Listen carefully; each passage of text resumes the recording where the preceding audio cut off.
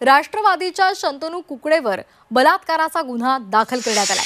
अजित पवार यांच्या राष्ट्रवादी काँग्रेस पक्षाच्या अल्पसंख्याक विभागाचा राज्य उपाध्यक्ष शंतनू कुकडे याच्यावर बलात्कार आणि बाललैंगिक अत्याचाराअंतर्गत गुन्हा दाखल झालाय। त्याला पुणे पोलिसांनी अटक केली आहे। पुण्यातील समर्थ पोलीस ठाण्यामध्ये पोक्सो अंतर्गत गुन्हा दाखल करण्यात आलाय। शंतनू कुकडे याचा पुणे कॅम्प परिसरामध्ये आलिशान बंगला आहे। या बंगल्यामध्ये तो गरजू विद्यार्थ्यांसाठी राहण्याची सोय करतो आणि त्यांच्यावर अत्याचार करत असल्याची बाब समोर आली। दरम्यान शंतनूला परदेशातून पैसे येत असल्याचा आरोप रवींद्र धंगेकरांनी केलाय।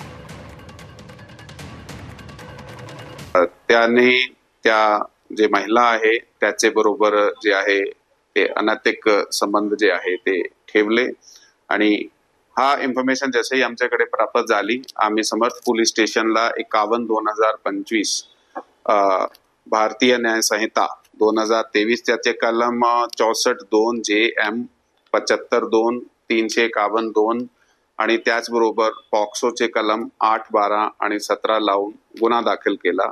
गुन्हा दाखल केल्यानंतर आरोपीला अटक करण्यात आलेली आहे। सध्या आरोपी पोलीस कस्टडी रिमांडमध्ये आहे आणि पुढचा तपास जे आहे ते चालू आहे।